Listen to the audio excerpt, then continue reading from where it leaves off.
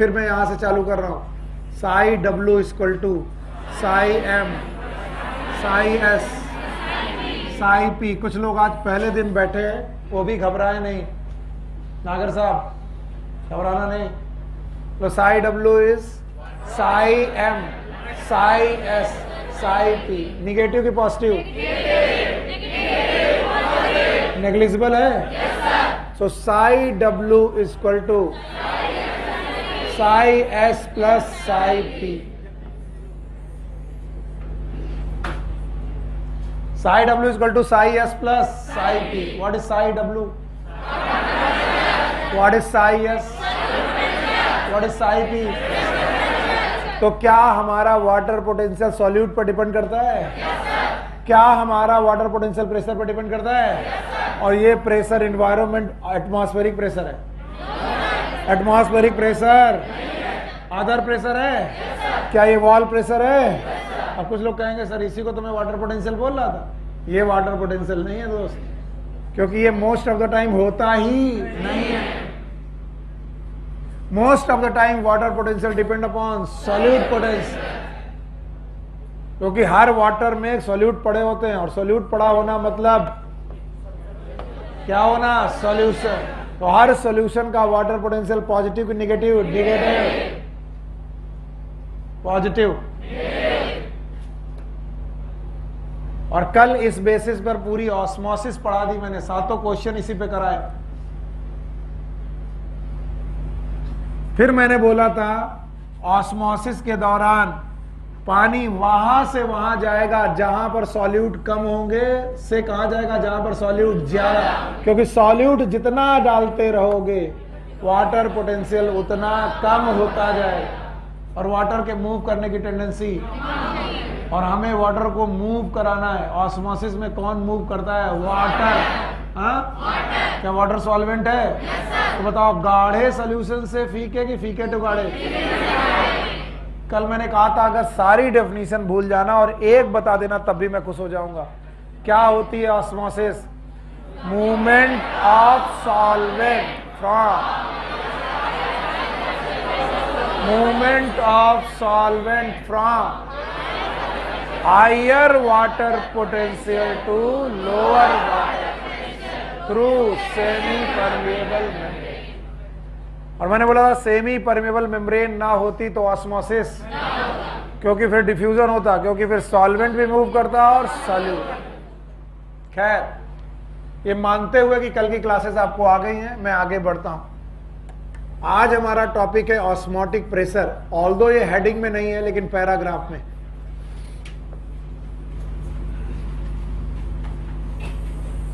Osmotic pressure कई बार it is OP, इसे OP से डिनोट करते हैं या फिर खाली पी से डिनोट कर देते हैं।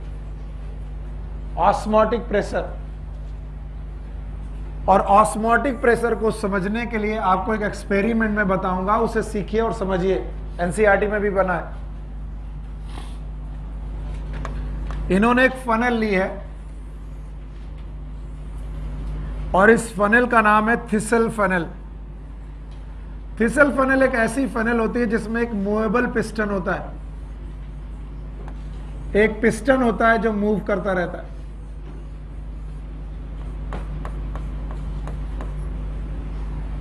और दूसरी तरफ से फनल ये खुली होती है। एक्चुअली मुझे बनानी ऐसी चाहिए लेकिन डायग्राम में उल्टी बनी है तो मैं उल्टी बना दिया हूं। अगर मैं ऐसी बनाऊंगा तो आपको समझ में आएगा कि इसमें सर कुछ भी भरा जा सकता है, लेकिन मैंने इसको किया है उल्टा। तो आपकी बुक में एक फनल बनी हुई है, इसका नाम है थिसल फनल।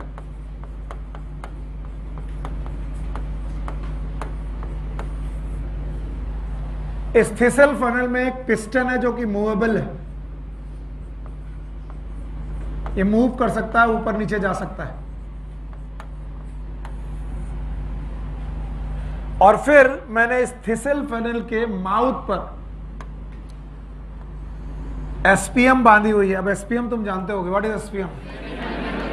सेमी परमेबल या सेलेक्टिवली, जो तुम्हारी मर्जी हो, क्योंकि selectively permeable membrane can behave like same. और बच्चों मैंने इसके अंदर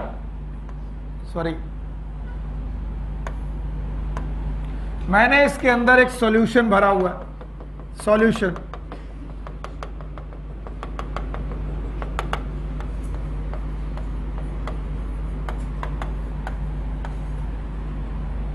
और ऐसी फनल को मैंने एक जार में रखा हुआ है और इस जार में वाटर है, यानी इस जार में बेटा वाटर है या टब में रखा हुआ है, यहां पर वाटर है, यानी यहां पर सब वाटर है। और अब मैं आपसे पूछना चाहता हूं कि प्रोसेस में क्या होगा, बताइए। ये सॉल्यूशन कैसा है? कंसंट्रेटेड, बोलो कैसा? और यहां पर बेटा सॉल्यूशन है कि प्योर वाटर है? हाँ, और आपको मालूम है ऑस्मोसिस में चीजें कहां से कहां जाती हैं? हायर वाटर कंटेंट से लोअर। बताइए, यहां पर वाटर और यहां पर, अगर वाटर यहां पर ज्यादा है, कम है, और यहां पर ज्यादा है, तो पानी अंदर जाने की कोशिश करेगा। और पानी अगर अंदर जाने लगा तो किस मेम्ब्रेन के थ्रू जाएगा? हाँ, एसपीएम के थ्रू जाएगा। और अगर एसपीएम के थ्रू जा रहा है तो क्या होने लगेगी? सर ये ऑस्मोसिस होने लगी है। क्या होने लगी है? और अगर ये ऑस्मोसिस होने लगी तो वॉल्यूम, अगर वॉल्यूम बढ़ने लगा तो पिस्टन घटे, ऊपर उठेगा। अब मैं पिस्टन को उठने नहीं दे रहा हूं और मैं लगा रहा हूं एक प्रेशर, निगेटिव की पॉजिटिव? ये प्रेशर कहां लग रहा है? इतना लगाया जा रहा कि ऑस्मोसिस हो कि ना हो, उसी प्रेशर का नाम ऑस्मोटिक। डेफिनेशन आप बनाएंगे, मुझे अच्छा लगेगा। व्हाट इज ऑस्मोटिक प्रेशर, बता पाओगे? इट इज अ, पता नहीं, it is a positive pressure, positive pressure applied upon solution to check the process of osmosis.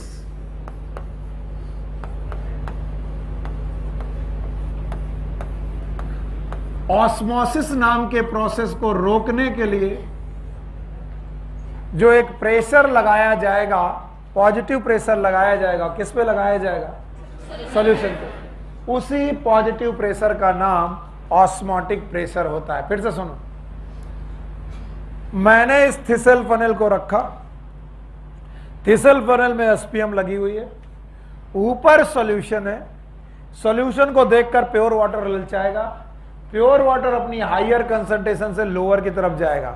मैं मान लू यहां चीनी ज्यादा पानी कम, यहां चीनी कम पानी ज्यादा, चीनी है ही नहीं, तो चीनी को अपनी हायर से लोअर आना चाहिए था, क्यों नहीं आई? क्या लगा है? सेम ही। और पानी को अपने हायर से लोअर जाना चाहिए, चला गया, क्यों? क्योंकि क्या लगा है? सॉल्वेंट। तो सॉल्वेंट अंदर जाने लगा, सॉल्वेंट अंदर जाने लगा तो यहां का वॉल्यूम, और वॉल्यूम बढ़ने लगा तो पिस्टन, और पिस्टन उठने लगा, मैंने उठने नहीं दिया, तो इसका मतलब बेटा एक प्रेशर लगाना पड़ेगा जो इस प्रोसेस को रोकेगा। किस प्रोसेस को? ऑस्मोसिस। उसी प्रेशर का नाम ऑस्मोटिक। कोई मुझसे पूछे व्हाट इज ऑस्मोटिक प्रेशर, बता ही नहीं पाऊंगा, बता लोगे? What is osmotic pressure? It is a positive pressure applied upon solution to check the process of osmosis is known as osmotic pressure। अब मैं आपका सब लोगों का ध्यान यहां देखना चाहूंगा, इधर देखो। अगर यहां की कंसंट्रेशन ज्यादा होगी, बहुत ज्यादा होगी, फिर से बोलो, तो ये गाढ़ा की फीका? तो बताओ यहां पानी के आने की टेंडेंसी कम की ज्यादा है? तो वॉल्यूम बढ़ने की टेंडेंसी, पिस्टन उठने की टेंडेंसी, तो फोर्स भी, प्रेशर भी। तो बताओ अगर यहां की कंसंट्रेशन ज्यादा होगी तो ऑस्मोसिस, तो उसे रोकने के लिए प्रेशर भी। तो बताओ ऑस्मोटिक प्रेशर क्या कंसंट्रेशन पे डिपेंड करेगा? किसकी कंसंट्रेशन? यस। तो आप कह सकते हैं that osmotic pressure is directly proportional to concentration of solution.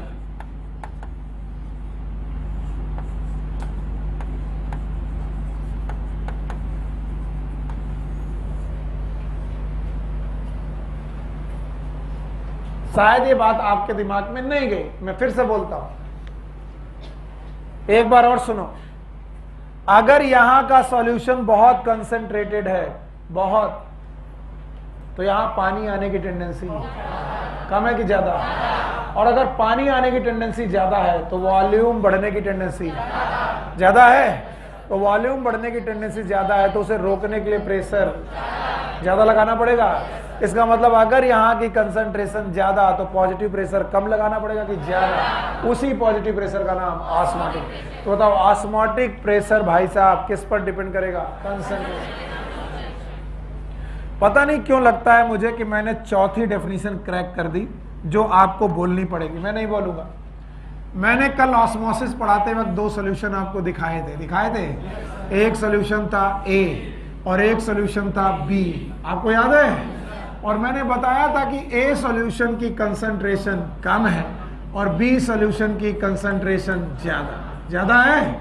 फिर मैंने आपको बताया था कि यहां लगी है एसपीएम। What is SPM? और फिर आपने बोला था sir osmosis A to B होगी। आज मैं इसको देखने का चश्मा बदल रहा हूं। चश्मा यह है कि ऑस्मोटिक प्रेशर डिपेंड अपॉन, तो बताओ ए का कंसंट्रेशन, हाँ, तो बताओ इसका ऑस्मोटिक प्रेशर और इसका ऑस्मोटिक प्रेशर, हाँ। तो क्या मुझे ऑस्मोसिस का चौथी डेफिनेशन समझ में आई? क्या? It is a spontaneous movement of solvent from low osmotic pressure to high osmotic pressure through semi-permeable। अगर ये डेफिनेशन ना पढ़ाई जाए तो 70% लोगों के आंसर गलत होते हैं। क्यों गलत होते हैं? उसके दो कारण सुनो। पहली बात मैं बोलता हूं diffusion, osmosis a type of, और डिफ्यूजन कहां से कहां होना चाहिए? हाई प्रेशर से लो प्रेशर होनी चाहिए। तो हमारे मन में हमेशा चलता है कि ऑस्मोसिस एक डिफ्यूजन है तो वो हाईयर प्रेशर से लोअर प्रेशर की तरफ होना चाहिए, और यहां क्या हो रहा है? पर आप भूल जाते हो कि वो जो हाईयर प्रेशर था वो ऑस्मोटिक प्रेशर था कि डिफ्यूजन? मैंने बोला था डीपी, याद आया? तो वहां पर क्या था? हाईयर डिफ्यूजन प्रेशर से लोअर डिफ्यूजन। लेकिन ये डिफ्यूजन प्रेशर है कि ओपी है? OP. What is OP? Osmotic. और ये एक निगेटिव प्रेशर है कि पॉजिटिव? पॉजिटिव। जो किस पे लगाया जाएगा? जो ऑस्मोसिस होने देगा कि रोकेगा? तो बताओ किस से किसकी तरफ जाओगे? लो ऑस्मोटिक प्रेशर से। याद रखना ऑस्मोसिस होने के लिए क्या चाहिए? बताओ। लो ऑस्मोटिक प्रेशर से हाई। क्या मूव करेगा? और याद रखना जब भी लो ऑस्मोटिक प्रेशर से हाई ऑस्मोटिक प्रेशर की तरफ चलोगे तो बताओ अंदर का वॉल्यूम बढ़ेगा कि घटेगा? अब देखना इस क्वेश्चन का जवाब। वॉल्यूम बताओ कंसंट्रेटेड होगा कि डाइल्यूट? कंसंट्रेशन कम होने लगेगी। तो अगर ऑस्मोसिस होने दी जाए, क्या? फिर से बोलो। तो ऑस्मोटिक प्रेशर बढ़ने लगेगा कि घटने लगेगा? हाँ, यस। ये कहां से कहां की तरफ होती है? लो ऑस्मोटिक प्रेशर से हाई ऑस्मोटिक। और ये क्वेश्चन भी 3 बार पूछा गया है। ऑस्मोसिस होने पर ऑस्मोटिक प्रेशर घटता है, बढ़ता है? पता नहीं। हाँ? कुछ लोगों को जवाब ही नहीं समझ में आ रहा। ऑस्मोसिस होने पर अगर हो जाए ऑस्मोसिस तो बताओ ऑस्मोटिक प्रेशर घटेगा? किधर? जिधर पानी जा रहा है उधर घटेगा, जहां से आ रहा है वहां बढ़ेगा। सर फिर से तीसरी डेफिनेशन, चौथी नहीं आई। मैं इसको डेराइव करके भी आपके सामने रख दूंगा, आप चिंता मत करो। फिलहाल आप इतना समझो, मैंने कौन सी फनल ली, उसमें सॉल्यूशन भरा, सेमी परमेबल मेम्ब्रेन लगाई, प्योर वाटर में रखा। प्योर वाटर के पास वाटर पोटेंशियल कम की ज्यादा? कम। तो हाइयर वाटर पोटेंशियल से लोअर वाटर पोटेंशियल की तरफ जाने लगा कौन? सॉल्वेंट जाने लगा। सॉल्वेंट अंदर जाने लगा तो वॉल्यूम, पिस्टन को उठने दिया कि नहीं? प्रेशर लगाया, उसी प्रेशर का नाम क्या उसी प्रेशर का नाम ऑस्मोटिक प्रेशर है? What is osmotic pressure? It is a positive pressure applied upon solution to check the process of osmosis. मैंने कहा यहां पर सॉल्यूशन का कंसंट्रेशन ज्यादा तो वॉल्यूम आने की टेंडेंसी, तो बताओ पिस्टन उठने की टेंडेंसी, तो प्रेशर भी। तो प्रेशर किस पर डिपेंड करेगा? Concentration of solution. फिर से बोलो, अगर कंसंट्रेशन ऑफ सॉल्यूशन पर प्रेशर डिपेंड करेगा तो बताओ जितना ज्यादा कंसंट्रेशन सॉल्यूशन का ऑस्मोटिक प्रेशर उतना। अब दो सॉल्यूशन, एक सॉल्यूशन ए और एक बी, यहां पर कंसंट्रेशन, और ये वाला फीका की गाढ़ा, फीका ये फीके की कंसंट्रेशन कम तो ऑस्मोटिक प्रेशर भी कम, गाढ़े की कंसंट्रेशन ज्यादा तो ऑस्मोटिक प्रेशर भी ज्यादा। अब बताओ ऑस्मोसिस कहां से कहां हो रही है? लो ऑस्मोटिक प्रेशर से हाई ऑस्मोटिक। बोलो कहां से कहां? लो ऑस्मोटिक प्रेशर से हाई है। तो ऑस्मोसिस की चौथी डेफिनेशन आएगी, इधर देखो, what is osmosis? Spontaneous movement of substance from low osmotic pressure to high. अब आखिरी इतनी देर तक सुना तो ये भी सुनी लो, अच्छा है। अगर पानी इधर आने लगा तो इधर का कंसंट्रेशन कम होने लगेगा। अगर कंसंट्रेशन कम होने लगा तो ऑस्मोटिक प्रेशर भी कम होने, तो ऑस्मोसिस होने दी जाए तो ऑस्मोटिक प्रेशर बढ़ने लगता है कि घटने लगता है? इस चीज का डेरिवेशन भी किया जा सकता है, मैं आपको करके दिखाता हूं। कल के वो बच्चा कहां गया? नहीं आया आज। कल के उस क्वेश्चन का जवाब आज मैं दे पाऊंगा अच्छी तरीके से। बोलते हैं एक गैसियस इक्वेशन है जिसका नाम है PV इक्वल टू nRT। याद है आपको? आप इस PV इक्वल टू nRT को पूरा एक्सप्लेन करिए। P is pressure exerted by gas, P is exerted by, it is gaseous equation. V is volume, जिस सिस्टम में भी आप इस गैस को रख रहे हो उसका पूरा volume. N is the number of moles, number of moles किसके? गैस के, जिसने प्रेशर एडजस्ट करना है उसके number of moles. What is R? आपको मालूम है ये एक कांस्टेंट है। What is T? टेम्परेचर। ये एक टेम्परेचर है। ये हमको गैस इक्वेशन बहुत पहले पढ़ाई गई थी और हमसे बोला गया था it is ideal gas equation, I think. Yes or no? What is P? What is V? What is N? What is R? What is T? आपने एक सिस्टम लिया है, सब लोग ध्यान सुनो। उस सिस्टम का अपना एक टेम्परेचर है, उसमें गैस के कुछ मॉलिक्यूल है और ये गैस के मॉलिक्यूल रैंडम मोशन कर रहे हैं। क्या कर रहे हैं? इधर देखते रहो, रैंडम मोशन कर रहा है तो इनमें वेलोसिटी का चेंज आ रहा है, delta we by delta T. क्या पैदा हो रहा है? एक्सीलरेशन। फिर से बोलो, यानी हर गैस का मॉलिक्यूल जो रैंडम मोशन कर रहा है क्या उसमें एक्सीलरेशन है? और एक्सीलरेशन को किसके साथ गुणा किया गया है? क्या आया? फोर्स। तो हर गैस का मॉलिक्यूल मूव करते हुए फोर्स पैदा कर रहा है और फोर्स को पर यूनिट एरिया में पड़ा गया प्रेशर। तो हर गैस का मॉलिक्यूल मूव करते करते क्या पैदा कर रहा है? प्रेशर। तो गैस का मोल अगर ज्यादा तो प्रेशर भी ज्यादा। आज इस गैसियस इक्वेशन को मैं डाइल्यूट सॉल्यूशन पे लगाने जा रहा हूं। आप आसानी से बोल सकते हो कि सर आप तो गड़बड़ पढ़ा रहे हो, पर आपको सर ने थ्योरी ऑफ डाइल्यूट सॉल्यूशन पढ़ाई होगी। हो गया चैप्टर? नहीं हुआ। जब भी होगा ध्यान सुनना, वो आपको बताएंगे किसी भी डाइल्यूट सॉल्यूशन या किसी भी सॉल्यूशन में। एवरीवन मैं हाथ जोड़ रहा हूं भैया, सीख लो नहीं तो फिर मरोगे। इधर उधर ताकने झांकने लगते हो, मेरा दिमाग खराब होता। किसी भी डाइल्यूट सॉल्यूशन में या फिर सॉल्यूशन में जो सॉल्यूट के मॉलिक्यूल होते हैं, सॉल्यूट के molecule, they behave like gas, behave like gas, ये गैस की तरह बिहेव करते हैं। आप में से कोई भी उठ के खड़ा पूछ सकता है कि why they behave like gas. मैं बोलूंगा because they start to performing random motion. और अगर इन्होंने रैंडम मोशन करना चालू कर दिया है तो क्या चेंज होने लगी होगी? वेलोसिटी। और क्या बनने लगा होगा? एक्सीलरेशन। क्या बनने लगा होगा? फोर्स। क्या बनने लगा होगा? तो सॉल्यूट के molecule they behave like gas.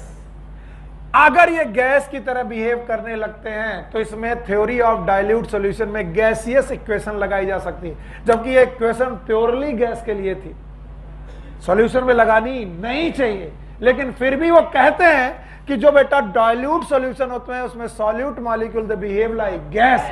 और अगर किसी का बिहेवियर गैस जैसा है, क्या उसमें गैसियस इक्वेशन लगा सकते हैं? यस। और अगर हमने गैसियस इक्वेशन लगाना चालू किया तो what will we get? Again PV is equal to NR। मेरे साथ मदद करिए, व्हाट इज P? ना प्रेशर नहीं है, ये प्रेशर एक्सर्टेड बाय सॉल्यूट। ये क्या था? Pressure exerted by gas. Here is pressure exerted by solute. What is BV? Volume of solution, क्योंकि ये सॉल्वेंट नहीं है, क्या है? Solution. It is a volume of solution. Volume of solution. What is N? यहां था N is number of moles of gas, और यहां गैस की तरह कौन भी होगा? सॉल्यूट। सो ये what is N? Number of moles. Number of moles of किसके? सॉल्यूट। सॉल्यूट के नंबर ऑफ मोल्स है। Very good. What is R? Constant. What is T? Temperature. अब वो कहते हैं कि अगर कोई डाइल्यूट सॉल्यूशन या सॉल्यूशन कांस्टेंट टेम्परेचर पर है, किस पर? तो बताओ R कैसा था? P कैसा था? तो बताओ PV is directly proportional to N at constant temperature. No sir, नहीं। यस और नो? तो sir PV is directly proportional to N at constant temperature. Sir ये कैसे निकाला? PV is equal to nRT। R is और टेम्परेचर भी मैंने एज्यूम कर लिया, तो ये दोनों आप किस पे डिपेंडेंट? N। तो बताओ PV is directly proportional to N at constant temperature, then P will be directly proportional to N by V। अगर किसी को समझ में नहीं आता what is N by V तो वो मूर्ख है। It is a number of mole per unit volume. It is concentration. It can be molarity. क्या हो सकती है? मोलैरिटी। तो बताओ P is directly proportional to C and this P is nothing, it is osmotic pressure. What is? नहीं आया? So osmotic pressure is directly proportional to pressure. तो हम लोग अगली बार यूं भी ले सकते हैं, OP is equals to CRT। What is CR? What is C? C is equal to N by V। तो what is OP? N by V की जगह क्या लगा? C। तो अगर N by V की जगह मैं C लिख दूं तो ये क्या हो गया? C R T। What is C? Concentration. What is R? Constant. What is T? Temperature. तो बताओ जितना ज्यादा सॉल्यूट का कंसंट्रेशन होगा, किसका? ऑस्मोटिक प्रेशर उतना कम कि ज्यादा। और वो सारी प्रॉपर्टी जो नंबर ऑफ सॉल्यूट पर डिपेंड करती हैं, these properties are known as colligative property. आप लोगों ने कभी पढ़ी नहीं क्या? तो बताओ ऑस्मोटिक प्रेशर एक कैसी प्रॉपर्टी है? Colligative property. सर ये नहीं समझ में आया, फिर से बताओ। क्या कॉलिगेटिव प्रॉपर्टी नहीं सुने हो कभी? ऐसा तो नहीं कि इसके पहले कभी थ्योरी ऑफ डाइल्यूट सॉल्यूशन पढ़ा ही नहीं हमने? पढ़ा है। All the property of solution which depend upon number of moles of solute या फिर नंबर ऑफ सॉल्यूट्स। सॉल्यूट के नंबर पर डिपेंड होने वाली सारी बेटा जितनी भी प्रॉपर्टीज होती हैं, these properties are known as colligative property. तो बताओ osmotic pressure is depend upon number of moles और number of moles of solute. तो बताओ कैसी प्रॉपर्टी हो गई? Colligative property. यस और नो? और यहीं से मैंने शुरू किया था। ये है इसकी फिजिक्स, केमिस्ट्री, और वो थी फीलिंग। फीलिंग कितनी बढ़िया थी तुम शायद भूल गए। फीलिंग में यही बात मैंने बताई थी, बताओ जितना ज्यादा कंसंट्रेशन, पानी अंदर जाने की टेंडेंसी उतनी, पिस्टन उठने की टेंडेंसी उतनी, प्रेशर उतना, तो कंसंट्रेशन जितना ज्यादा प्रेशर उतना ज्यादा। यही बात मैंने प्रूव की by the theory of dilute solution equation. अभी भी नहीं आई? आ गई? तो बताओ ऑस्मोटिक प्रेशर किस पर डिपेंड करेगा? कंसंट्रेशन ऑफ सॉल्यूशन, यस और नो? और कंसंट्रेशन ऑफ सॉल्यूशन किस पर डिपेंड करेगा? Number of moles of solute. और मैंने बोला OP is equal to CRT। What is C? And now concentration will depend upon number of moles of solute. Sir नहीं आया? ये लिखने की जरूरत नहीं है, तुमने हजारों बार ये इक्वेशन लिखी होगी, लेकिन तुमको फिर लिखने की जरूरत क्यों लग रही है? क्योंकि तुम इस फीलिंग को पकड़ नहीं पाए। बताओ थिसल फनल के अंदर सॉल्यूशन जितना गाढ़ा, पानी आने की टेंडेंसी उतनी, वॉल्यूम बढ़ने की टेंडेंसी उतनी, तो बताओ पिस्टन पे फोर्स उतना, तो कंसंट्रेशन जितना ज्यादा प्रेशर उतना ज्यादा। बस ये है बायोलॉजी। और अगर कोई पूछे इसको डिराइव कर सकते हो, बोलो कर सकते हो।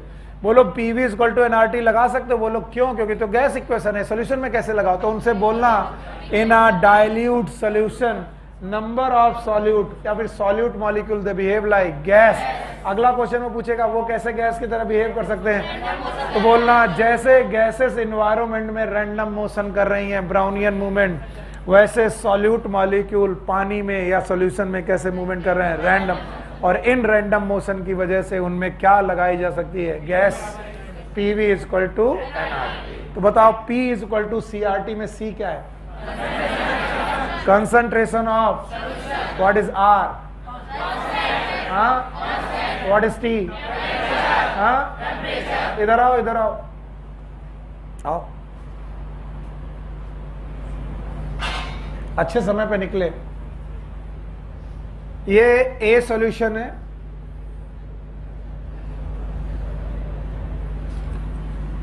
और ये B सॉल्यूशन है। बाकी लोग शांत रहेंगे। इसमें 1 मोलर कॉमन सॉल्ट,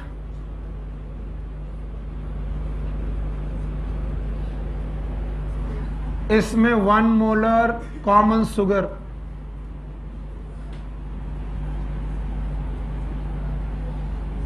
इसका ऑस्मोटिक प्रेशर और इसका ऑस्मोटिक प्रेशर एक दूसरे से रिलेट करो। दोनों इक्वल, दोनों बराबर, कौन ज्यादा कौन कम, या क्विक दोनों बराबर।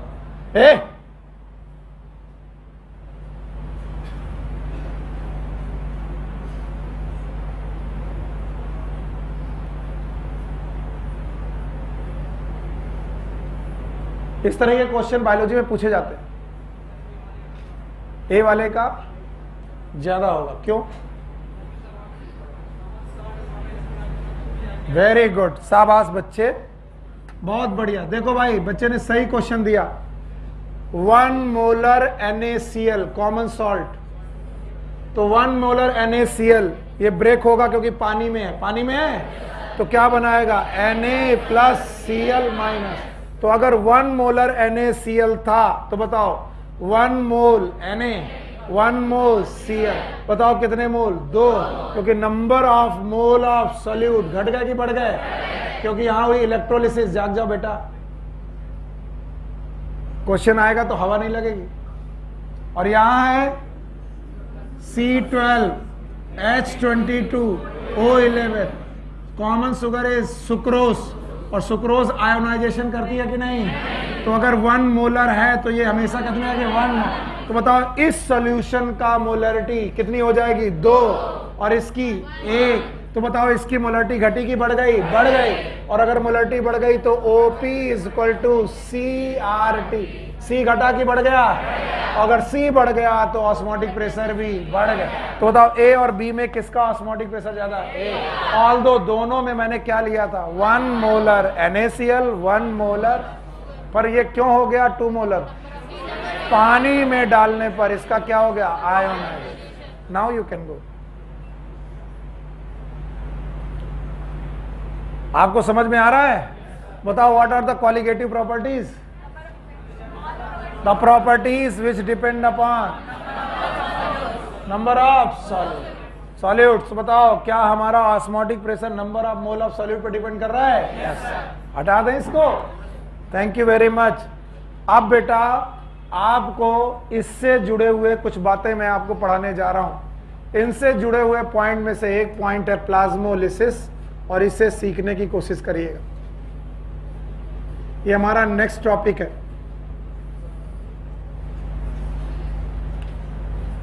और यहां से जैसे मैंने आपको टोका था वाटर पोटेंशियल में, आप बड़ा कंधा झुका करके बैठे हुए थे, अब फिर मैं टोक रहा हूं।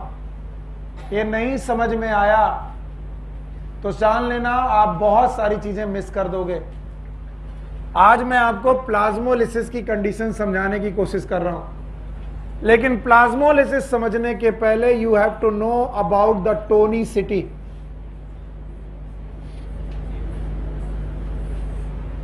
आपको टोनिसिटी के बारे में समझना बहुत जरूरी है।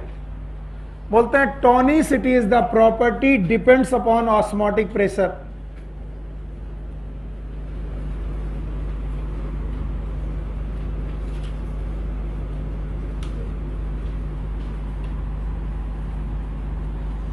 टोनिसिटी एक ऐसी प्रॉपर्टी है जो ऑस्मोटिक प्रेशर पर डिपेंड करती है। वो तीन सिचुएशन आपके सामने ले रहे हैं, और तीनों सिचुएशन में वो सेल ले रहे हैं। This is a cell A, this is a cell B, and now this is a cell C. B and C, हर सेल का साइटोप्लाज्म का कंसंट्रेशन वही है। जो ए का है वही बी का है, वही सी का है। बस आपको जानना यह है कि ए वाली सेल की सेल वॉल के अंदर यहां पर एक मेम्ब्रेन है, नाम बताओ, प्लाज्मा मेम्ब्रेन। फिर से बोलो।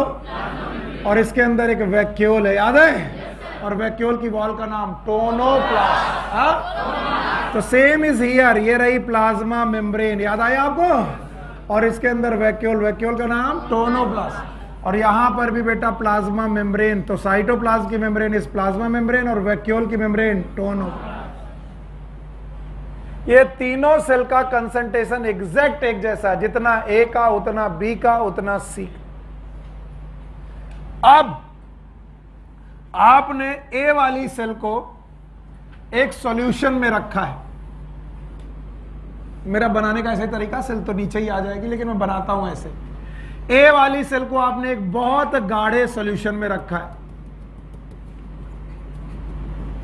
बहुत ज्यादा गाढ़े सॉल्यूशन में रखा हुआ है, एकदम समझ लो शक्कर का सीरा ऐसे सॉल्यूशन में रखा हुआ। अब बताइए, ये जो सॉल्यूशन है, प्लीज ध्यान सुनिए, ये जो सॉल्यूशन है इसका कंसंट्रेशन सेल के रेस्पेक्ट में पता नहीं। हाँ, अगर सॉल्यूशन का कंसंट्रेशन ज्यादा तो ओपी, हाँ, किसके रेस्पेक्ट में? सेल। तो बताओ सेल का ओपी ज्यादा कि कम? What is OP? Osmotic pressure depend upon. अब आप कह रहे हो इसकी कंसंट्रेशन, इसकी कंसंट्रेशन और इसकी कंसंट्रेशन, तीनों की कंसंट्रेशन एक जैसी, एक लेकिन फिर भी आप कह रहे हो इसका ओपी कम। तो इसका ओपी इसके रेस्पेक्ट में कम कि सॉल्यूशन? हाँ, क्योंकि सॉल्यूशन का कंसंट्रेशन, तो सेल का कंसंट्रेशन उसके रेस्पेक्ट में, और कंसंट्रेशन ज्यादा तो ऑस्मोटिक प्रेशर, और इसका ऑस्मोटिक प्रेशर पक्का। अब आपने इस सेल को रखा है वाटर में, कहां पर रखा है? या फिर बेटा कम कंसंट्रेशन वाले सॉल्यूशन में। ओके, अगर कम कंसंट्रेशन वाले सॉल्यूशन में रखा है तो बताइए इस सॉल्यूशन का ऑस्मोटिक प्रेशर, हाँ, और इसका ऑस्मोटिक प्रेशर आपको बड़ा अजीब लगेगा। दोनों की कंसंट्रेशन बराबर, लेकिन इसका ऑस्मोटिक प्रेशर कम और इसका ऑस्मोटिक प्रेशर ज्यादा। किसके रेस्पेक्ट में? एक दूसरे के। सॉल्यूशन किसके? तो बताओ सॉल्यूशन के रेस्पेक्ट में ये सेल गाढ़ी की फीकी? हाँ, इस सॉल्यूशन के किसके? तो बताओ ये डाइल्यूट सॉल्यूशन है, इसका ऑस्मोटिक प्रेशर कम कि ज्यादा? और अब आपने इस सेल को इक्वल कंसंट्रेशन में रखा है। जैसा सेल है वैसी कंसंट्रेशन पे रखा है, यस और नो? तो बताओ दोनों का ऑस्मोटिक प्रेशर इक्वल होगा, जितना सॉल्यूशन का उतना सेल। अब आपको 3 सिचुएशन दिख रही हैं, तीनों सिचुएशन में सेल एक ही है लेकिन बिहेव 3 तरीके से कर रही है। एक बार उसका ऑस्मोटिक प्रेशर और एक बार पक्का? बताओ ये किसके रेस्पेक्ट में, एक दूसरे की सॉल्यूशन। और आपको बताया टोनिसिटी इज डिपेंड अपॉन, तो बताओ ये वाले का ऑस्मोटिक प्रेशर और इसका कम मतलब हाइपो, कम मतलब तो बताओ हमारी सेल कैसे बिहेव करेगी, हाइपोटोनिक। बोलो क्या? नहीं आया? आया? अब बताओ इस वाले का ऑस्मोटिक प्रेशर, अब हमारी सेल कैसे बिहेव करेगी, हाइपरटोनिक। फिर से बोलो, हाइपरटोनिक। और इन दोनों का बराबर, बताओ क्या, आइसोटोनिक। बोलो क्या? जब किसी 2 सिस्टम का ऑस्मोटिक प्रेशर बराबर हो, कंडीशन मजा नहीं आ रही है, आइसोटोनिक। अगर किसी का ऑस्मोटिक प्रेशर ज्यादा तो, अगर किसी का कम तो, लग रहा कम आ रहा है, आ रहा है? बताओ सेल सेम है लेकिन कंडीशन कितनी, 3। यहां पर कंडीशन नहीं आ रहा, यहां पर कंडीशन, यहां पर। अब आपका दिमाग खराब होने वाला है, ध्यान से देखना।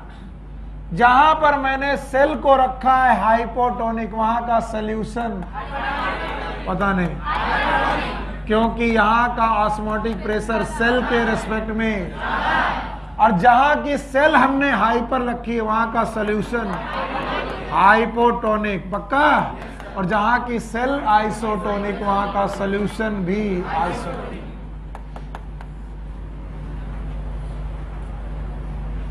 सर बिल्कुल नहीं समझ में आया। जिस तरीके के तुम्हारे चेहरे बता रहे ना उस हिसाब से आपको कुछ समझ में नहीं आ रहा। हमेशा टोनिसिटी इज द डेफिनेशन और the property which is always taken with the reference. Cell वही है, कभी क्या कहलाती है, कभी the cell is same, the concentration of cell is same, but the same cell कभी कभी। तो बताओ कब हाइपरटोनिक, जब उसके बाहर का सॉल्यूशन, बताओ फीका की गाढ़ा, फीका। भाई साहब मेरे क्वेश्चन का जवाब दो, हम तो समझ गए कि तुम्हें नहीं आ रहा, हम समझ गए तुम्हें नहीं आ रहा। इतनी छोटी सी बात समझ में नहीं आ रही है, इसका मतलब मेरे पढ़ाने में गड़बड़ है। फिर से बताओ, हमने एक टॉपिक पढ़ाने चालू किया, बोलो कौन? प्लाज्मोलिसिस। पढ़ाने के पहले मैंने क्या पढ़ाया? मैं आज टोनिसिटी को समझाने की कोशिश कर रहा हूं। मैंने बोला टोनिसिटी विल डिपेंड अपॉन, जहां का ऑस्मोटिक प्रेशर ज्यादा वो दैट, ये वो तुम्हारा फ्लुएंसी नहीं है, पता नहीं क्या सोच रहे हो।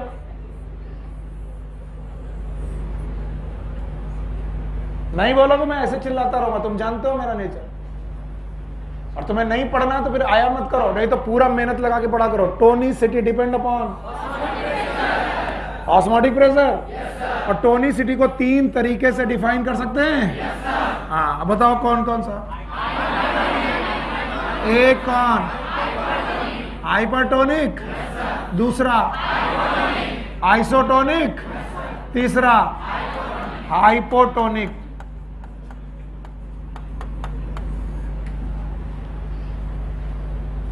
जब ऑस्मोटिक प्रेशर कम की ज्यादा तो, जब ऑस्मोटिक प्रेशर तो, जब ऑस्मोटिक प्रेशर इक्वल, बोलो तो किससे ज्यादा, किससे कम, किसके बराबर? किसका? सेल का। कोई भी 2 सॉल्यूशन आपस में, एक होगा हाइपर, एक। कोई भी 2 सॉल्यूशन आपस में रिलेशन करेंगे तो कैसे होंगे, या तो आइसो, या तो हाइपर, या तो आज मैं इस सॉल्यूशन का नाम रखता हूं साइटोप्लाज्म। बोलो क्या नाम? और साइटोप्लाज्म बोतलों में है कि बेटा आज साइटोप्लाज्म की टोनिसिटी चेक करने आया हूं। भैया भैया प्लीज इधर देखो। और साइटोप्लाज्म सेल में मिलता है, और सेल में जहां पर ये रखा हुआ है वहां पर मैंने भर दिया पानी। क्या भर दिया? अब बताओ पानी के रेस्पेक्ट में सेल गाढ़ी है कि फीकी है? हाँ? तो बताओ सेल का ऑस्मोटिक प्रेशर, क्या सेल का ऑस्मोटिक प्रेशर ज्यादा है? किसके रेस्पेक्ट में? सॉल्यूशन के रेस्पेक्ट में। और तो बताओ सॉल्यूशन के रेस्पेक्ट में सेल गाढ़ी हुई तो सेल क्या हुई? हाइपरटोनिक नहीं हुआ। तो आज मैं कह सकता हूं कि मेरा साइटोप्लाज्म बाहर के सॉल्यूशन से हाइपरटोनिक है। बोलो क्या है? हाइपरटोनिक। नहीं आया? अब इधर आओ। मैंने तो सेम सेल, उसी सेल को अब की बार एक कंसंट्रेटेड सॉल्यूशन में रख दिया, बहुत कंसंट्रेटेड सॉल्यूशन में रख दिया। और जब मैंने कंसंट्रेटेड सॉल्यूशन में रख दिया तो उसके रेस्पेक्ट में हमारे साइटोप्लाज्म गाढ़ा की फीका? हाँ? तो बताओ हमारा ऑस्मोटिक प्रेशर इसके रेस्पेक्ट में कम है? ऑस्मोटिक प्रेशर बोलो क्या नाम होगा? हाइपोटोनिक। अब मैं बोल सकता हूं मेरा साइटोप्लाज्म फीका है बाहर सॉल्यूशन के रेस्पेक्ट। नहीं आया? और अब मैंने तीसरी कंडीशन ली है जिसमें सेल का जो कंसंट्रेशन है, जो मोलरिटी है, उतनी ही मोलरिटी का मैंने सॉल्यूशन ले लिया। अब बताओ साइटोप्लाज्म का कंसंट्रेशन और सॉल्यूशन का कंसंट्रेशन इक्वल है? कंसंट्रेशन इक्वल है तो ऑस्मोटिक प्रेशर भी इक्वल। कंडीशन का नाम आइसोटोप। अभी नहीं आया? बताओ tonicity depend upon osmotic pressure. Osmotic pressure के हिसाब से टोनिसिटी कितने प्रकार की? 3। नंबर 1, दूसरा, तीसरा। ये बात तय है कि अगर कोई एक बंदा हाइपरटोनिक होगा तो उसी समय उसके रेस्पेक्ट में दूसरा हाइपो होगा। जैसे सेल यहां पर क्या है? हाँ? हाइपरटोनिक तो सॉल्यूशन पक्का। जैसे कि सेल यहां पर क्या है तो सॉल्यूशन हाइपरटोनिक। और अगर यहां पर दोनों का इक्वल है तो सेल भी आइसो, सॉल्यूशन भी आइसो। अगर आपको टोनिसिटी समझ में आ गई है तो अब आपको प्लाज्मोलिसिस समझने से कोई रोक नहीं सकता। और अगर नहीं आई है तो फिर आप चाहे जितना चिल्लाते रहो। एक बहुत सिंपल सा कॉन्सेप्ट कभी कभी आपके दिमाग में घुसते घुसते बहुत टाइम लग जाता है, पता नहीं क्यों। हटा दें तो टोनिसिटी इज एब्सोल्यूट थिंग और reference thing. The same cell, वही सेल कभी हाइपर है, कभी हाइपो है, कभी आइसो। वही सेल का वही कंसंट्रेशन कभी हाइपर, कभी हाइपो, कभी आइसो। किस बात पर निर्भर कर रहा है कि बाहर वाला रेफरेंस सॉल्यूशन कैसा है। बाहर वाला गाढ़ा तो हम हाइपो, हाँ? बाहर वाला फीका तो हम हाइपर, बाहर वाला हमारे बराबर तो हम आइसो। तो हमारा हाइपरटोनिक होना, हाइपोटोनिक होना, आइसोटोनिक होना हम पर डिपेंड कर रहा है कि बाहर। तो हमारे रेफरेंस का सॉल्यूशन हमारे साथ जैसा ऑस्मोटिक प्रेशर रखेगा हमारी सिचुएशन वैसी होगी। यस। नाउ बाय बाय, मैंने इसे बाय बाय किया एंड अब फिर से मैं वापस लौटा। Topic is plasmolysis. मैं प्लाज्मोलिसिस नाम के टॉपिक की तरफ वापस लौटा। और अब मैंने कहा कि मैंने अपनी सेल को,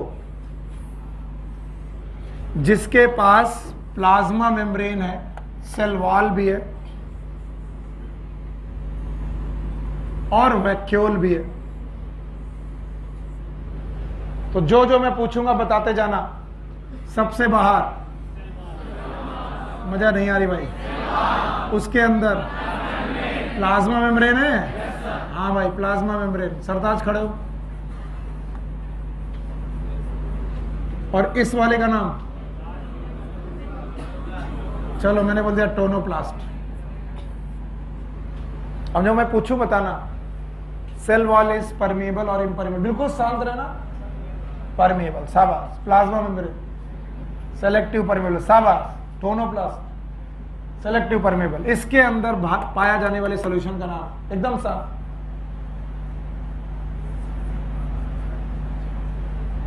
बहुत बढ़िया जवाब है, बहुत शाबाश। इसको भी कोशिश करो।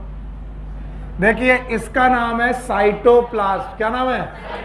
पर वैक्यूल के अंदर पाया जाने वाला सॉल्यूशन सेल सैक। बोलो क्या? तो आपको सब कुछ जानकारी होगी तभी प्लाज्मोलिसिस आएगी, नहीं तो नहीं आएगी। जिसपे 80 to 90%, कई बार 95% तक वाटर। यहां पर कितना वाटर? हाँ, बताओ ये मेम्ब्रेन क्या ये सेमी परमेबल है? सेलेक्टिवली है? बताओ टोनोप्लास्ट सेलेक्टिवली परमेबल है? प्लाज्मा मेम्ब्रेन सेलेक्टिव परमेबल है? और सेल वॉल परमेबल है? अब शाबाश, बैठो। अब हमने ऐसी सेल को एक सॉल्यूशन में रखा है और सॉल्यूशन है हाइपरटोनिक। मैं लिख देता हूं, बनाऊंगा नहीं, पर लिख देता हूं। सॉल्यूशन कैसा है? हाइपरटोनिक। और अब आपको बताना पड़ेगा, नहीं तो मैं नहीं बताऊंगा। मैं तो कुछ नहीं बताऊंगा। बाहर का सॉल्यूशन, यहां का ऑस्मोटिक प्रेशर किसके रेस्पेक्ट में? तो सेल विल हाइपर की hypo, when hypotonic cell, when it placed in hypertonic solution. पक्का? तो बताओ सेल का जो सब्सटेंस है वो फीका की गाढ़ा? किसके रेस्पेक्ट में? और यहां पर एक मेम्ब्रेन है, नाम बताओ। और यहां एक मेम्ब्रेन, नाम बताओ। दोनों सेलेक्टिवली परमेबल है और दोनों वाटर को गेन कर सकते कि लॉस? पक्का? तो बताओ क्यों लॉस करेंगे? क्योंकि ऑस्मोसिस कहां से कहां होती है? भूल गए। From low osmotic pressure to high. समस्या ये, मैंने 4 डेफिनेशन दी है, चारों में तुम सोचते हो कौन सी लगाए? From its higher concentration, so water अपनी हायर कंसंट्रेशन से low. From lower concentration of solution to higher. From high water potential to low water. From low osmotic pressure to higher. कोई भी लगाओ, बात एक ही है। और इस वजह से यहां से पहले वैक्यूल से पानी निकलेगा और साइटोप्लाज्म से पानी निकलेगा। वैक्यूल से पानी निकलेगा, साइटोप्लाज्म से पानी निकलेगा, ऑस्मोसिस शुरू हो जाएगी। क्या शुरू हो जाएगी? और इस ऑस्मोसिस को बोलेंगे एक्स ऑस्मोसिस, क्योंकि पानी सेल के अंदर की बाहर, और एक्स का मतलब होता है बाहर निकलना। कुछ लोग इसे एक्सो ऑस्मोसिस बोलते हैं। क्या बोलते हैं? एक्सो। आप लोग एक्स बोलो या एक्सो बोलो, मुझे कोई फर्क नहीं पड़ता, लेकिन फीलिंग वही होनी चाहिए। बताइए ऑस्मोसिस कहां से चालू हुई? किधर की तरफ चालू हुई? हाँ, सॉल्यूशन। बताओ सेल का वॉल्यूम कम होने लगा? तो बताओ वैक्यूल का वॉल्यूम, साइटोप्लाज्म कम होने लगा? तो अब आप खुद देखेंगे थोड़ी देर बाद आपकी जो सेल वॉल है वो तो रिजिड है। कैसी है? इसे तो झुकाया नहीं जा सकता। जो रिजिड है तो रिजिड है। रिजिड सेल वॉल के पास चपकी कौन थी? बोलो। हाँ? और प्लाज्मा मेम्ब्रेन को किसने फुला कर रखा था? साइटोप्लाज्म एंड और वैक्यूल वाटर को गेन करने लगा कि लॉस? तो वैक्यूल का साइज छोटा तो गुब्बारा फूलने लगा कि पचकने? और साइटोप्लाज्म का पानी भी नीचे आ गया। और अगर ऐसा हुआ तो प्लाज्मा मेम्ब्रेन जो सेल वॉल में जुड़ी थी वो जुड़ी रह गई कि कॉन्स्ट्रिक्ट हो गई? कॉन्स्ट्रिक्ट हो गई। तो बताओ गुब्बारा सेल वॉल को छोड़ दिया कि बेटा सेंटर छोड़ दिया और सेंटर में आ गया? ये जो सेंटर में आया ये कौन है? हाँ, प्लाज्मा मेम्ब्रेन है। वैक्यूल का साइज छोटा कि बड़ा? क्योंकि वैक्यूल ने वाटर का लॉस कर दिया। और लॉस करते वक्त इन लोगों ने साइटोप्लाज्म का भी लॉस किया है। देखो क्या लॉस किया, मेरे साथ बोलोगे तो आपको अच्छा लगेगा। साइटोप्लाज्म का लॉस, बोलो क्या किया? और लॉस करके साइटोप्लाज्म का पानी कहां भेजा है? इनसाइड कि आउटसाइड? तो बताओ फिर से बोलो, साइटोप्लाज्म का लॉस। अब मैं साइटोप्लाज्म से साइटो हटा रहा हूं, क्या लिखा रहा हूं, प्लाज्म, और लॉस की जगह पे लिख रहा हूं lysis. It is a loss of cytoplasm. कोई पूछे व्हाट इज प्लाज्मोलिसिस, बता पाओगे? It is a loss of cytoplasm due to, बोलना पड़ेगा नहीं मरेंगे। फिर से बोलो, it is a loss of cytoplasm due to when the cell is placed in hypertonic solution. नहीं आया, it is known as plasmolysis. So plasmolysis के दौरान प्लाज्मा मेम्ब्रेन सेल वॉल में रहेगी कि छोड़ देगी? छोड़ देगी। प्लाज्मा मेम्ब्रेन सेल वॉल को पकड़ के रखेगी कि छोड़ देगी? छोड़ देगी। और छोड़कर कॉन्स्ट्रिक्ट हो जाएगी। अगर कॉन्स्ट्रिक्ट हो गई क्योंकि वॉल्यूम अंदर का बढ़ा कि घट गया, and this is known as plasmolysis. अभी बहुत कुछ पढ़ाना है मुझे। अगर आपकी बुद्धि सही चलती रही तो आपका काम बहुत बढ़िया ढंग से बनेगा, और नहीं जिस तरीके से तुम बिहेव करते हो उसी तरीके का टीचर का बिहेवियर होता जाता है। नहीं पढ़ोगे, मैं नहीं पढ़ाना चाहता। अगर मैं कल को पूछूं व्हाट इज प्लाज्मोलिसिस तो नहीं आएगा ना? आएगा? बिना देखे बता पाओगे? प्लाज्मोलिसिस के शब्द में ही है प्लाज्मा का लॉस। कौन सा प्लाज्मा? तो पहले प्लाज्मा का लॉस होगा कि वैक्यूल का? पहले वैक्यूल का पानी निकलेगा फिर साइटोप्लाज्म का निकलेगा? No sir. तो बताओ, वैक्यूल का पानी निकला तो वैक्यूल की टोनोप्लास्ट बढ़ी रहेगी, कम हो गई? अगर वैक्यूल की कम हुई तो जो तुमने साइटोप्लाज्म पेरीफेरी में डाला था वो सेंटर में आने लगेगा, और सेंटर में आने लगा तो बताओ प्लाज्मा मेम्ब्रेन जो सेल वॉल में चिपकी थी छोड़ देगी? सेल वॉल को छोड़कर कहां गई? अब बताओ, सेल वॉल अपनी जगह छोड़ेगी कि नहीं? नहीं, क्योंकि सेल वॉल कैसी है? कैसी है? अब मुझे नहीं लग रहा कि चेहरे से तुम लोगों को समझ में आ रहा है। पता नहीं आज क्यों ऐसा फील हो रहा है। ऐसा अब महीने के कुछ आखिरी दिन चल रहे इसलिए, साल के भी आखिरी दिन। और तो क्या चाहिए भाई, हम तुम्हारे लिए कथक डांस करें, अभी भी करें।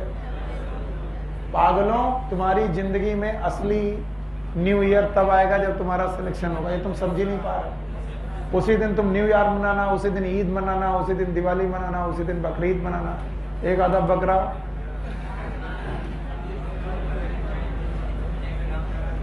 हाँ राजन, तुम उसी दिन होली मनाना। राजन, होली को ही नहाते हैं बस, रंग खेलने के बाद नहाते, फिर अगली बार होली में। हम अरे यार, सब कुछ हमारे बारे में क्या पूछते हो? बेटा, हमको भगवान ने नहला के नहीं भेजा। भगवान ने नहला के भेजा होगा तो हम फिर थोड़ा अच्छे लगते। अब बताओ, प्लाज्मोलिसिस समझा पाओगे? हमें तो डाउट है, और हमको ऐसे समझ में आती है। जो लोग ऐसे समझा देते वो लोग अच्छा समझा पाते। What is plasmolysis? Loss of cytoplasm due to exosmosis when cell is placed in hypotonic solution. की पक्का? वहां मेरे बेटे खड़े हो जाओ, जब आराम से। हितेन बाबू, अगर ये क्वेश्चन का जवाब नहीं आया तो आज तेरा क्या होगा कालिया? मान लो सेल की प्लाज्मोलिसिस हो चुकी है। हो चुकी है तो बताओ, प्लाज्मा मेम्ब्रेन ने सेल वॉल को पकड़ रखा है कि छोड़ दिया? हाँ, छोड़ दिया। तो बताओ, सेल वॉल और सेल मेम्ब्रेन के बीच में गैप आ गया। ये रहा सेल वॉल और ये रहा सेल मेम्ब्रेन, इनके बीच में आ गया है गैप। और याद रखना, ये सेल अभी भी उसी सॉल्यूशन में पड़ी है। सॉल्यूशन का नाम याद है? कैसा? आज तक उसी सॉल्यूशन में पड़ी है, नाम है हाइपरटोनिक। फिर से बोलो। तो बताओ, सॉल्यूशन आज भी हाइपो है कि हाइपर? और सेल आज भी कैसी है? हाइपो। हाँ, किसके रेस्पेक्ट में? सॉल्यूशन। तो बताओ सेल वॉल और सेल मेम्ब्रेन के बीच में कौन सोल्यूशन होगा? हाइपो बाहर, हाइपर अंदर, की कोई भी नहीं, या फिर एयर यहां? हाइपो। शाबाश, बहुत बढ़िया, डंडा उठाओ भाई।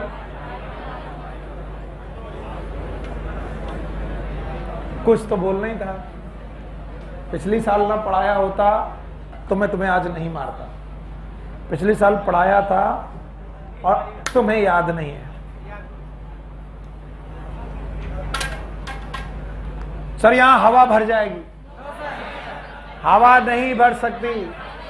अभी सरताज से मेरा पहला ही क्वेश्चन था कि बताओ सेल वॉल परमिएबल कि इम्परमिएबल?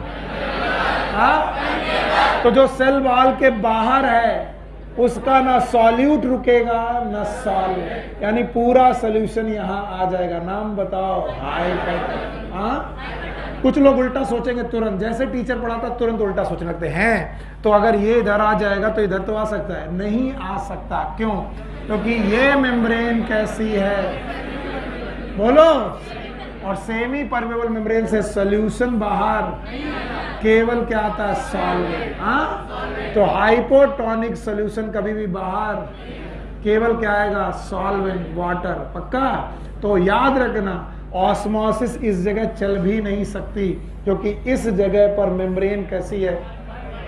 हाँ, परमेबल। और ऑस्मोसिस जहां चल रही होनी चाहिए उसके बीच में क्या होनी चाहिए? सेमी। और एक तरफ क्या होना चाहिए? हाइपो। और एक तरफ, अगर इधर भी हाइपो हो गया और इधर भी हाइपो हो गया तो ऑस्मोसिस बंद। इसका मतलब इधर क्या होनी चाहिए? हाइपर, इधर हाइपो, बीच में प्लाज्मा मेम्ब्रेन। याद रखना, ये क्वेश्चन आपकी एनसीईआरटी ने भी आपसे पूछा है कि बताओ सेल वॉल और सेल मेम्ब्रेन के बीच में कौन सा सोल्यूशन आएगा? कौन वाला? कौन सा? सेल के अंदर वाला कि बेटा सोल्यूशन वाला? तो सोल्यूशन कैसा था? हाइपर कि हाइपो? हाइपरटोनिक सोल्यूशन किसके बीच में आ जाएगा? सेल वॉल और सेल मेम्ब्रेन। नहीं आया ना समझ में? फिर सुनो, जैसे ही सेल वॉल और सेल मेम्ब्रेन के बीच में गैप आएगा यहां हवा नहीं भरेगी। क्यों? क्योंकि सेल मेम्ब्रेन सिकुड़ती जाएगी, यहां पानी भरता जाएगा। पानी नहीं भरता जाएगा, सोल्यूशन कौन सा? क्योंकि ये मेम्ब्रेन कैसी है? Permeable. Cell wall is permeable, और परमिएबल है तो सब कुछ पास हो जाएगा। और इसके बाहर कौन रहता था? हाइपरटोनिक अंदर आ जाएगा। कुछ लोग बोलेंगे सर हाइपोटोनिक बाहर क्यों नहीं गया? सुनो, क्योंकि इस मेम्ब्रेन का नाम है सेमी, उससे सोल्यूशन पास, क्या पास होता है? सॉल्वेंट। तो पानी भले बाहर आ जाए लेकिन सोल्यूशन पूरा बाहर। तो एक तरफ क्या होगा? हाइपो, एक तरफ हाइपर, बीच में प्लाज्मा मेम्ब्रेन। याद रखना, सेल वॉल के लेवल पर जो प्रोसेस चल रहा है it is not the osmosis, because osmosis के लिए चाहिए सेमी परमी, और ये कैसी है? परमी। तो यहां जो चल रहा है उसका नाम डिफ्यूजन, और यहां जो चल रहा है वो ऑस्मोसिस। तो ऑस्मोसिस किसके अक्रॉस हो रही है? सेल वॉल के अक्रॉस की प्लाज्मा मेम्ब्रेन? हाँ, प्लाज्मा। और ऑस्मोसिस होने के लिए एक तरफ सोल्यूशन चाहिए गाढ़ा और एक तरफ फीका। तो अगर ये है फीका तो इधर क्या चाहिए? गाढ़ा, क्योंकि बीच में मेम्ब्रेन कैसी है? Semi permeable. अभी भी नहीं आया। तो अगर एनसीईआरटी पूछेगी कि सेल वॉल और सेल मेम्ब्रेन के बीच में कौन सा सोल्यूशन आएगा? हाइपर की हाइपो? हाइपर की हाइपो? हाइपो। बाहर वाला सोल्यूशन अंदर आएगा। और इस क्वेश्चन का जवाब बार बार मुझसे मांगने मत आना, मैंने बहुत ध्यान से समझाया आपको। बताओ बाहर की सेल वॉल परमिएबल की इम्परमिएबल? और बाहर का सोल्यूशन हाइपरटोनिक। तो बताओ सोल्यूशन धीरे धीरे अंदर आएगा और अंदर आकर किसके बीच में आ जाएगा? प्लाज्मा मेम्ब्रेन और सेल वॉल। उसके अंदर क्यों नहीं घुसेगा? क्योंकि वो कैसी है? सेम। तो ना सोल्यूशन इसके अंदर जा पाएगा ना इसके बाहर। इसके बाहर ही कुछ आ सकता है, वो कौन? सॉल्वेंट। चूंकि बाहर गाढ़ा है तो सॉल्वेंट अंदर, सॉल्वेंट कहाँ आएगा? बाहर। और इसी का नाम एक्सोऑस्मोसिस। क्या नाम? और जितना यहाँ पर हाइपरटोनिक सोल्यूशन आता जाएगा उतना ये पानी निकालती जाएगी और उतना ये कॉन्स्ट्रिक्ट होती जाएगी, उतना पानी अंदर आता जाएगा। नहीं आया? और इस लिसिस का नाम? हाँ, नहीं आया? और ऐसी सेल कहलाएगी प्लाज्मोलाइज्ड सेल। पता नहीं चेहरों में आज पता नहीं मुर्दानी क्यों साई है, पता नहीं आज क्या केमिस्ट्री वालों ने क्या पढ़ा दिया ऐसा था। हटा दें प्लाज्मोलाइज सेल। प्लाज्मोलाइज सेल वो है जिसमें क्या हो चुकी है? हाँ, प्लाज्मोलिसिस किससे होगी? एंडोऑस्मोसिस के एग्जॉस्ट है? एग्जॉस्ट। बड़े थके हुए लग रहे हो ना। अब सुनो, थके हो चाहे कुछ भी हो,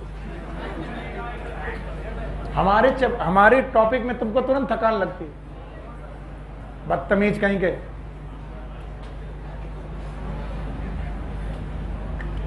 अब ये रही प्लाज्मोलाइज सेल, इसकी प्लाज्मा मेम्ब्रेन सेल वॉल के पास है कि छोड़ चुकी है? और ऐसी प्लाज्मोलाइज सेल को हम प्योर वाटर में रखने जा रहे हैं। कैसे वाटर?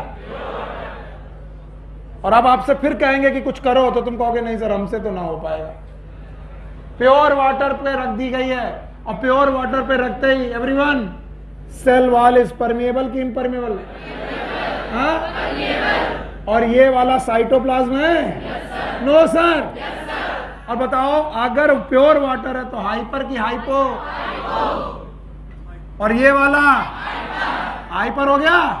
अब ध्यान सुनो, ये गाढ़ा की फीका, और ये क्या चालू हुई? एंडो की exo. It is known as endosmosis. और किसी का मतलब नहीं होने दो endosmosis. Endosmosis cell wall level पर की प्लाज्मा मेम्ब्रेन, क्योंकि cell wall is permeable. Endosmosis के लिए क्या चाहिए? एसपीएम। फिर से बोलो। तो बताओ, यहां पर पानी घटा कि बढ़ा?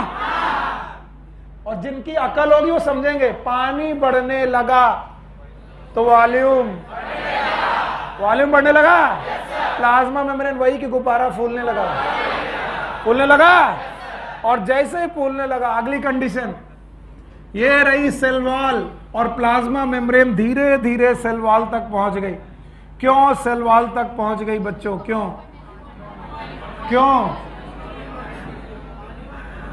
क्यों बढ़ने लगी? क्यों होने लगी? क्योंकि एक्सोऑस्मोसिस की एंडोऑस्मोसिस। अब मैं पूछ रहा हूं, जवाब देना। अगर पानी अंदर आने लगा तो बताओ, यहां का वॉल्यूम घटा कि बढ़ने लगा? बढ़ने लगा। और बढ़ने लगा तो धीरे धीरे फूलने लगी। फूलते फूलते कहां पहुंची? Cell wall. और सेल वॉल पर पहुंची तो सेल वॉल से टकराई कौन? प्लाज्मा मेम्ब्रेन टकराई। अब ध्यान सुनना, यही मेन टाइम है। जैसे ही प्लाज्मा मेम्ब्रेन टकराई, प्लाज्मा मेम्ब्रेन टकराने के बाद पानी आना चालू रहा कि बंद हो गया? बेवकूफ हो तुम। मैंने तुमको पढ़ाया है कि ऑस्मोसिस तब तक नहीं रुकेगी जब तक क्या ना आ जाए? इक्विलिब्रियम। और ये प्योर वाटर है। कैसा? और ये क्या है? सॉल्यूशन। सॉल्यूशन और प्योर वाटर में कभी इक्विलिब्रियम आ सकता है?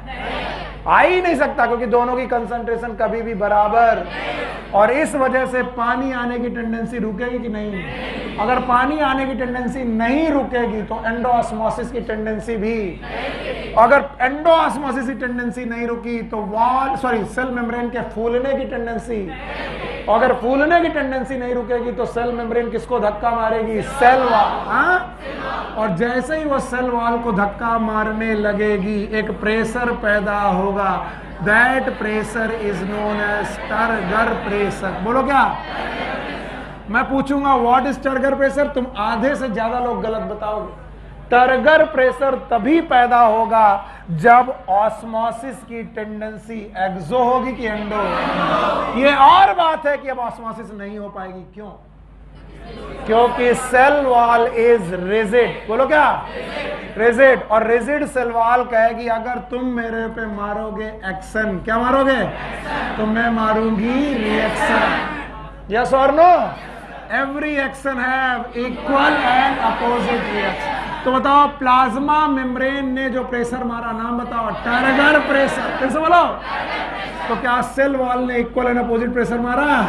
And that pressure is known as wall pressure. और भाइयों बहनों, यही वो प्रेशर है that is that is other than atmospheric pressure. और ये प्रेशर हर सेल में, क्योंकि अगर सेल प्लाज्मोलाइज्ड है, बोलो क्या है, तो बताओ उसकी टेंडेंसी टर्गर प्रेशर की है कि नहीं है, तो वॉल प्रेशर भी। तो हर प्लाज्मोलाइज सेल के पास वॉल प्रेशर होगा कि नहीं होगा, टर्गर प्रेशर होगा कि नहीं होगा। तो फूलती हुई सेल किसको धक्का मारेगी, सेल वॉल। और सेल वॉल के इस धक्के का नाम, हाँ, और टर्गर प्रेशर का equal and opposite pressure wall. क्या ये एटमॉस्फेरिक प्रेशर है? No, it is other than atmospheric pressure. और यही वॉल प्रेशर है जो क्या पैदा करेगा, साई पी। बोलो क्या, भूल गए बेटा? मैंने कहा था कि मैं बताऊंगा हर सेल साई पी पैदा, बताओ प्लाज्मोलाइज सेल साई पी पैदा नहीं करेगी। और ऐसी सेल जिसमें टर्गर प्रेशर हो, इस सेल को बोलते हैं टर्जिड। बोलो क्या? इसके पहले वाली सेल का नाम था प्लाज्मोलाइज, इसका नाम टर्जिड। और इसमें जो ऑस्मोसिस हुई इसका नाम एंडोस्मोसिस। फिर से बोलो, एंडोस्मोसिस की वजह से प्लाज्मोलिसिस हुई कि उल्टा ऑफ प्लाज्मोलिसिस? एंड दिस उल्टा of plasmolysis is known as deplasmolysis. किसी को कोई मतलब नहीं, लिखते रहो सर, तुम्हारी बात को मैं सुन लूंगा और भूल जाऊंगा, पर जब मैं कल पूछूंगा जवाब तो मुंह फैला के खड़े हो जाना।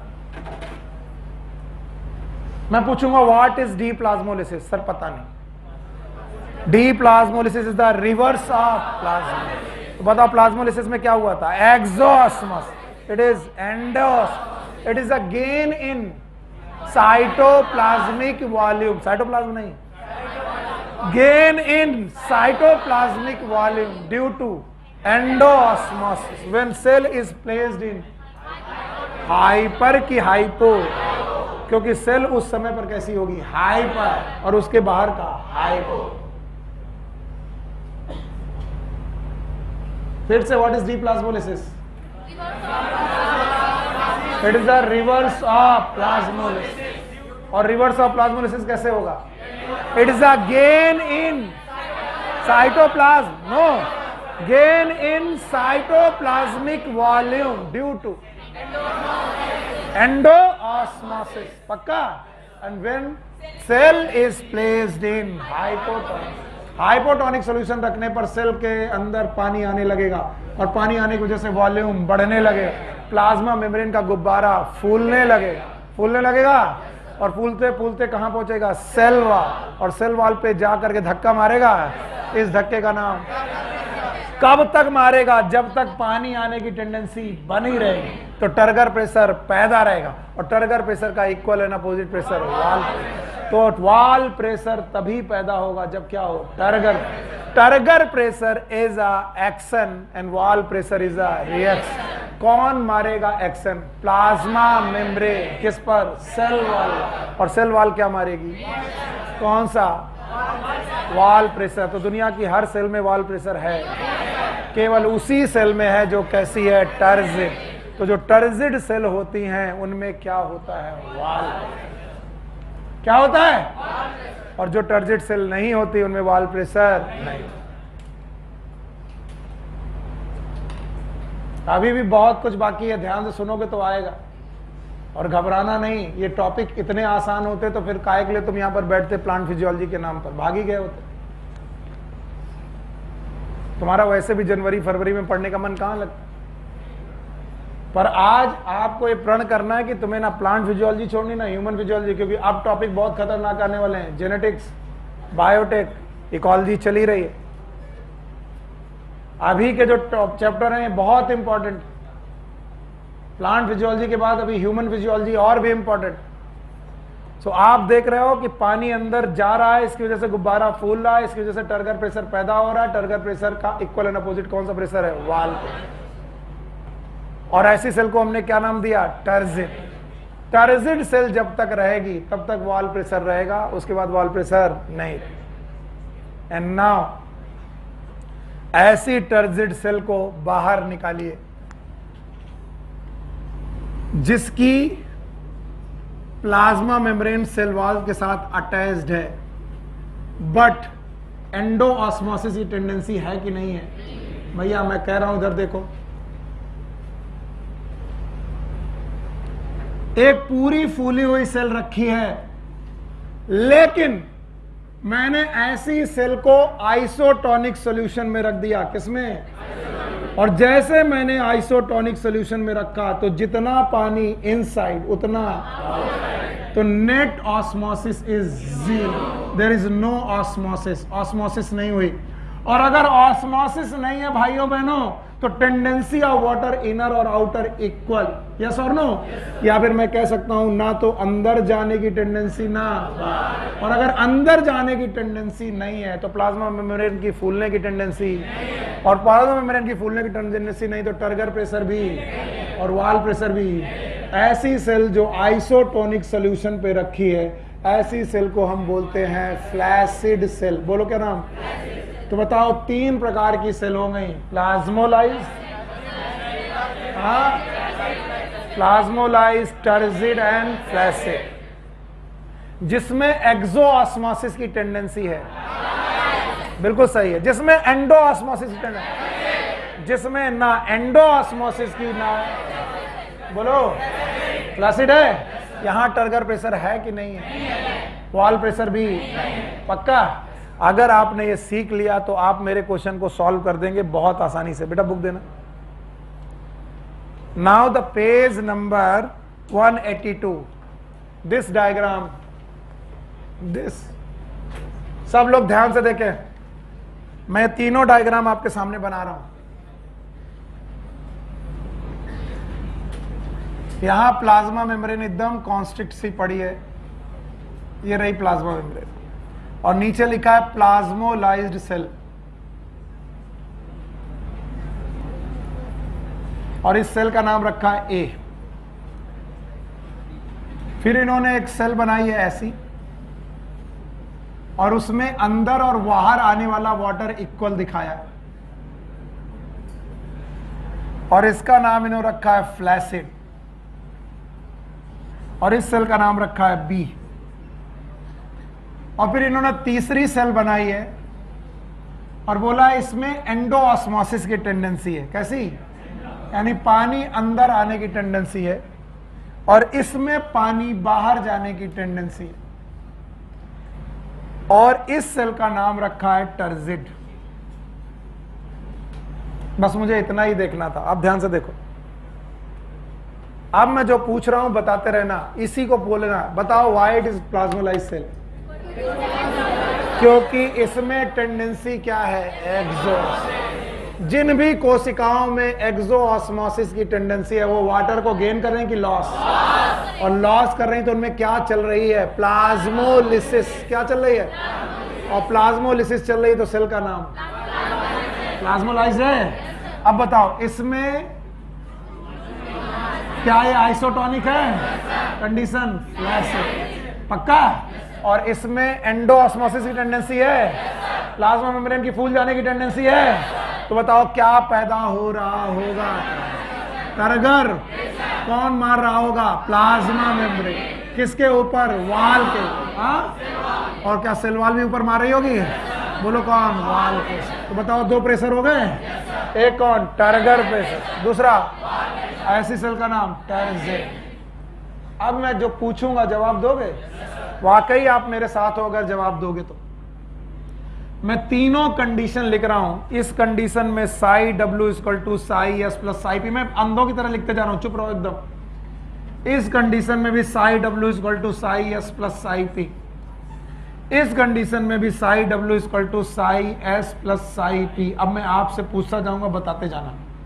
बताइए इस कोशिका के पास सॉल्यूशन है कि नहीं है? तो साई एस होगा, पर इस कोशिका के पास टर्गर प्रेशर, वाल प्रेशर, तो साई पी वाल प्रेशर की वजह से होता है। तो बताओ psi W equal to psi S.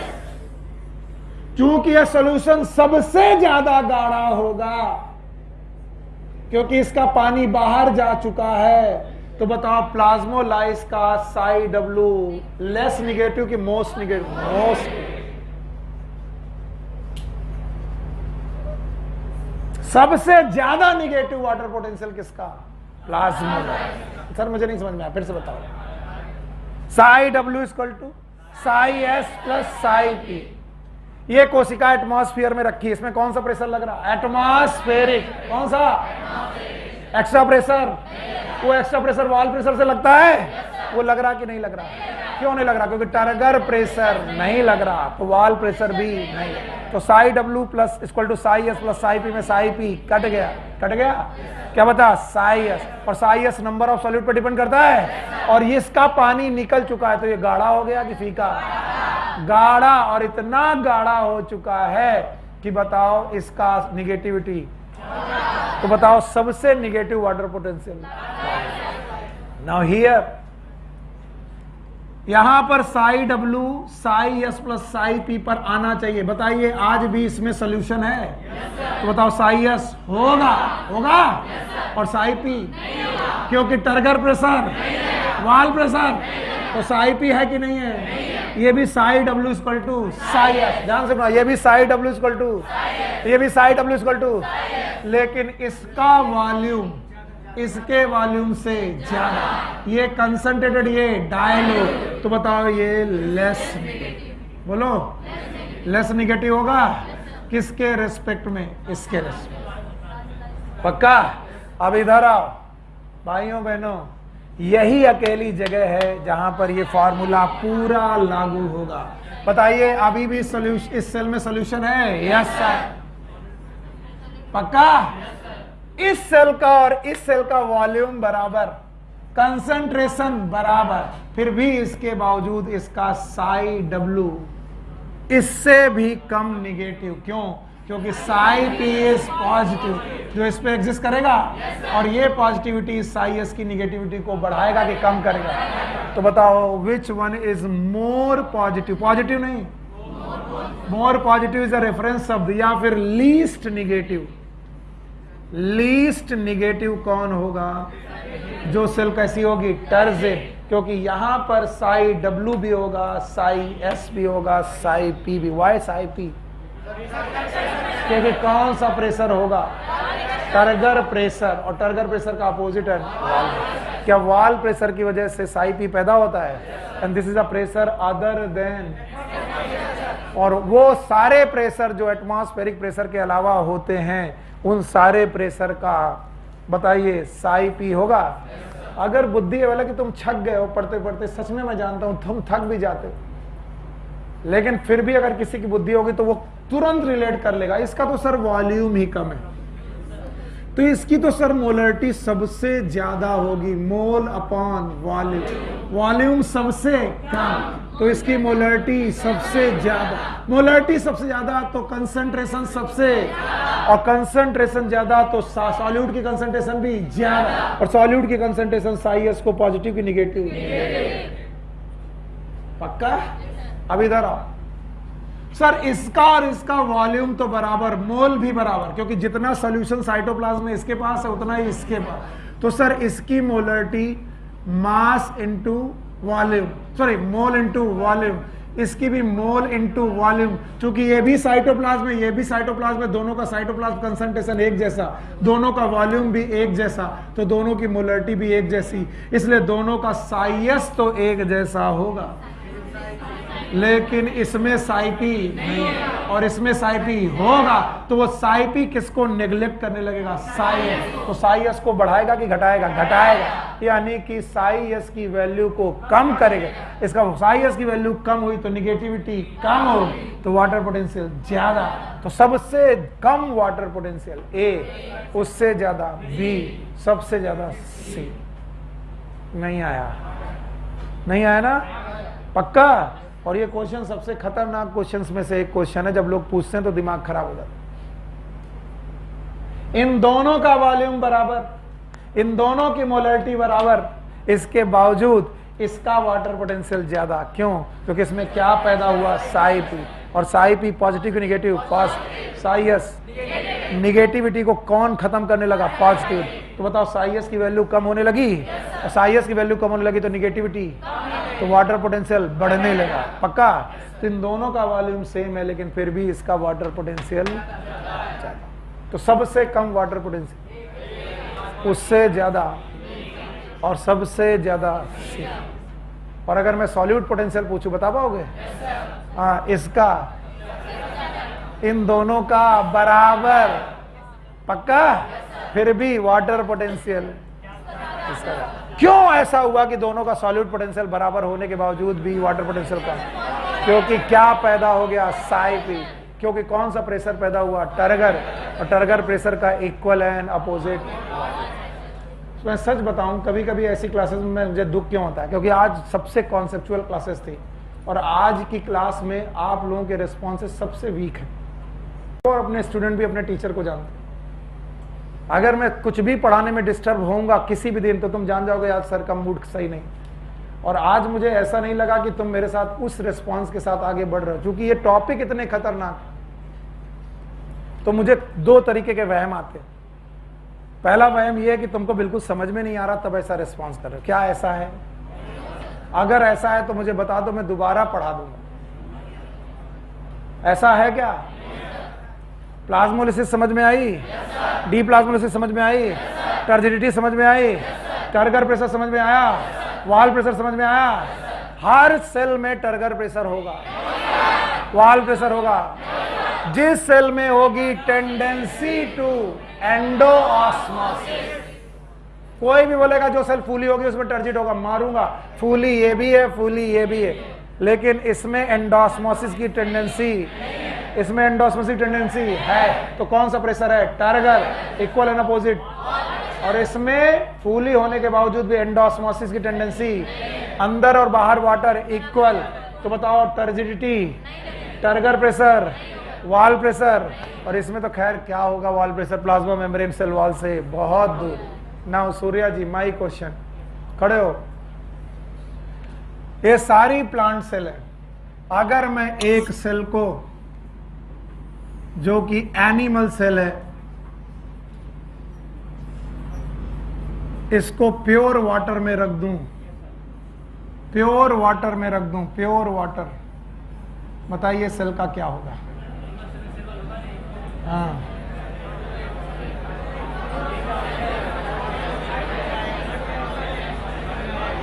भाई साहब, प्योर वाटर है, ये है सॉल्यूशन। क्या है बताओ? एक्सोऑस्मोसिस के एंडोस, गुब्बारा फूलने लगेगा और तब तक फूलता जाएगा जब तक इक्विलिब्रियम, और इक्विलिब्रियम तो आएगी। और वॉल है तो बताओ, ये अपने डाइल्यूशन को इनफाइनाइट करना चाहेगा, क्योंकि अपने डाइल्यूशन को इनफाइनाइट करने पर ही ये प्योर वाटर के बराबर रख पाएगा। यस और नो?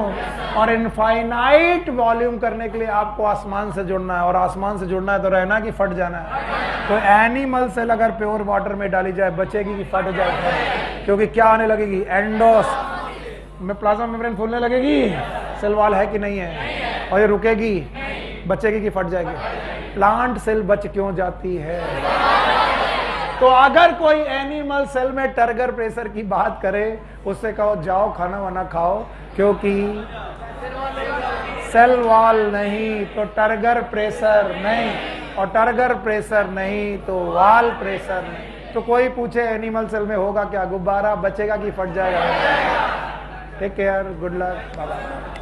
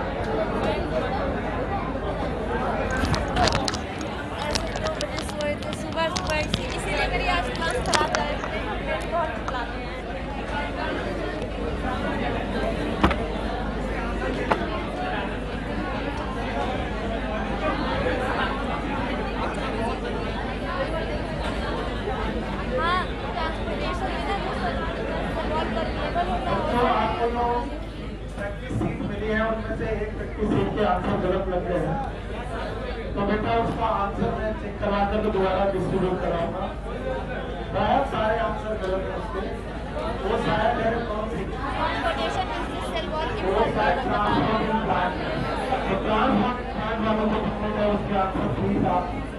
जब तक मैं दोबारा हाँ गलत है, क्योंकि उसका लगा